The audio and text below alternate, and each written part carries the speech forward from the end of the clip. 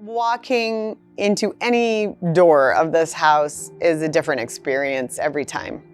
Whether the light's hitting a certain way, whether I'm holding my daughter's hand as I'm walking through, whatever it is, I feel that every time I walk into it is almost a new moment. That love of where you're living is such an honor. I've lived in places that I haven't loved. That's sometimes required in life. But being at the point in your life where you get to do that, and it's not just because you bought the house, but because you got it to where you wanted it to be, is so special.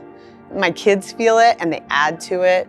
Our friends that come and visit add to it. Everyone who is invited to this home, there's a reason why they're invited, because they're gonna add to that feeling. My name is Lisa Harrison. We're in Palm Springs, California, and this is the Steve McQueen Residence, built in 1963. The architect of the home is Hugh Kaptur, who is a Coachella Valley architect and has done over 200 structures in the Coachella Valley. He built this house as a spec home for Thomas Griffing, who was one of the investors in the Southridge neighborhood. They were looking to create a home that could showcase living on the hill, which was a big deal at the time, and showcase that view, and for people that were looking for a second home to come and enjoy the desert. So that was his goal in building this house. So first owner of the home was Buddy Morris, and he was a music executive from New York City. So he's responsible for Guys and Dolls, for Grease on Broadway, for Bye Bye Birdie, some really fantastic shows. He was traveling back and forth between New York and then coming here to relax and enjoy the desert for himself. And after he sold this house to Steve McQueen in 1969, he bought another home and lived in the area until he passed. Steve McQueen moved in with his motorcycles, Toot Sweet, and made it his. And it became a home for, he did a remodeling job at the time. I think the thing he used the most was the carport with all of his cars and his bikes. And when you see the pictures of him from this era, they're always with a bike. We hear funny stories about the ruckus of noise that came from the driveway of him tinkering with the bikes, making sure the engines were working. This was what he was doing here. But I think a lot of times also, it's built for someone, and this wasn't. So it became, maybe most famously, the McQueen House, and most recognizably the McQueen House. Also, considering where McQueen was in his career, he was really at the peak of his career when he was living here, which might be another reason why it felt very iconic to recognize that he lived here with Ally McGraw, who was his bride at the time. Growing up in Salt Lake City, my dad had moved from this area. He grew up in Banning. He went to Beaumont High School and was very familiar with Palm Springs, of course, as a kid. Worked a lot in Palm Springs, had a lot of side jobs. We had the opportunity to come as kids, fell in love with it, was able to establish our home with our kids in Salt Lake City, Utah, and knew that we wanted a second home in Palm Springs after I brought my husband here and he fell in love with the place himself. So we had friends in Salt Lake City who knew that we were looking. They came through the house and said, "You have to go look at this house, it's amazing." We saw the pictures and I thought, looks great. My husband wasn't sold on it, but we decided to come look. So we planned a trip and came out and walked through the house. And I was standing right here when I looked at it and said, yep, this is it. This is the house. I could just see what it was, even though it was overgrown and it was really in trouble and it had a lot of issues. I could see the potential and I could see our kids running around, and I just saw the life that we could have here and I was sold. At the time, the home was bank owned, so it was in disrepair. It had been not used for close to a decade, I think, and there were some massive problems. It was a daunting task, to say the least. I was still up for it. I still saw the vision, and I just didn't listen to everybody that said, this is a terrible decision. I just thought, no, you just don't know what it could be, and neither do I, but I want to find out.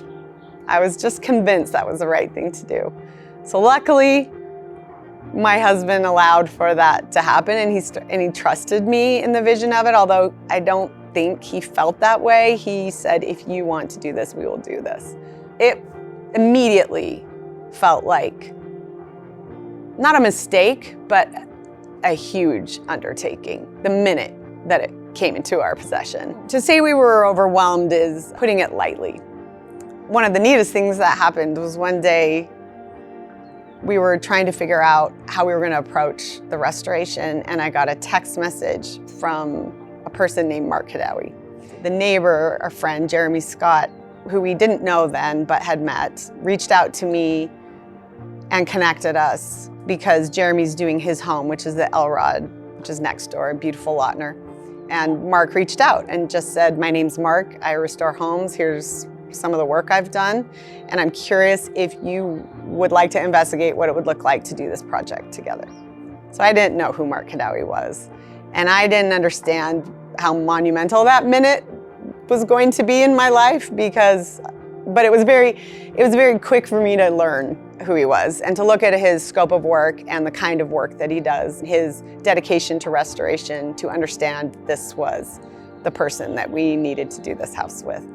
On top of that, he is very like-minded to Steve McQueen as a car fanatic, a motorcycle fanatic. They are like-minded. So I knew we had hit the jackpot with a potential partner in the restoration of it. And from there on, it was not smooth sailing. It was bumpy sailing, but we jumped right into the abyss and tackled immediately some of the issues with the house. Everything beyond the structural was put back into the home, including the beautiful Edward Fields carpet, which is a great story. We reached out to Edward Fields through Mark and said, we have this house, it's in Palm Springs. We gave them the address and they said, that's the McQueen house. We know the carpets and we would love to do them again for you. So they don't exist in any other home. We were thrilled that Edward Fields was up to that challenge to recreate those carpets for us, and they did that. They also redid the other carpets throughout the house because they had the original designs and were willing to reproduce them for us, which was really exciting. That's the level of restoration that we wanted for this home. It felt like they were saying, we believe in it. We believe in this with you. So we had partners, and that felt really exciting to realize that we weren't alone in the vision for this house, that it was shared. That was cool.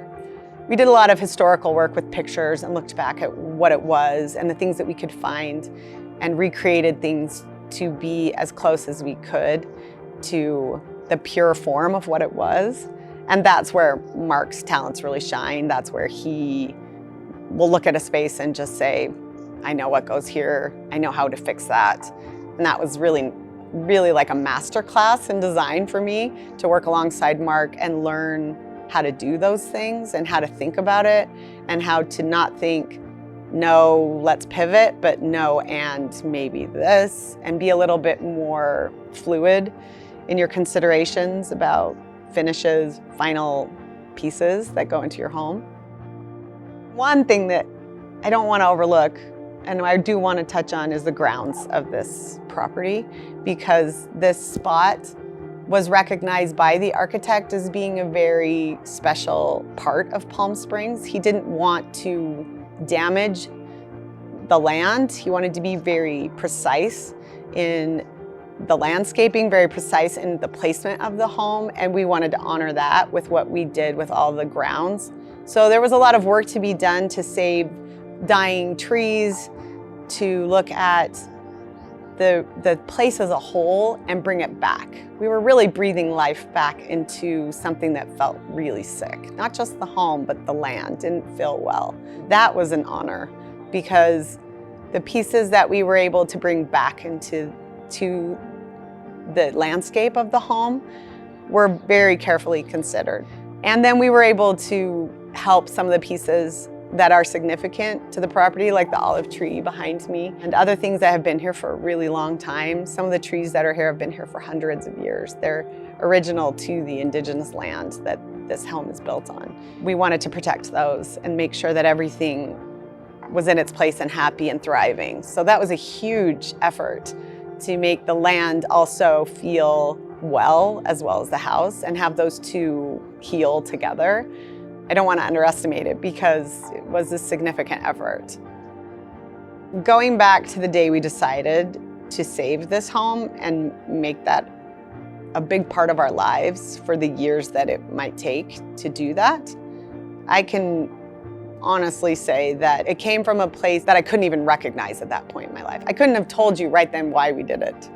But now that I've had some space and time from it, and I get to live in the house every day and look at it, I can tell you that it just felt right. It felt like the right thing to do. It felt like the right thing to spend my time and my efforts on. And I just knew that the relationship that I had already established with the house just by visiting it and feeling what it could be needed to continue.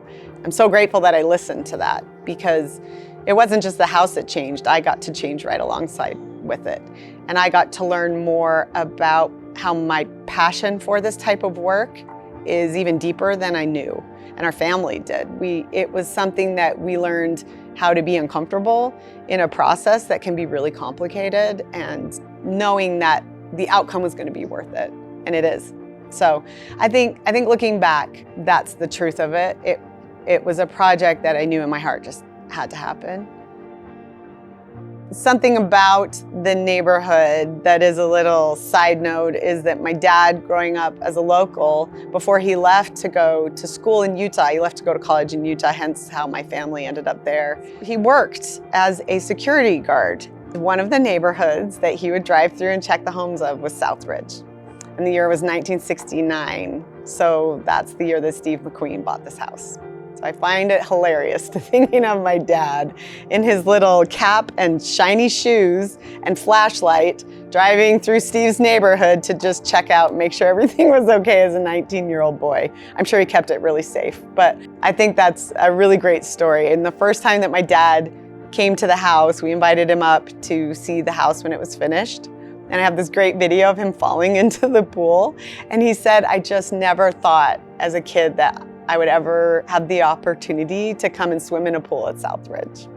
He thought that was a really special moment, and it was neat to see that come full circle for him, where he really enjoyed that moment.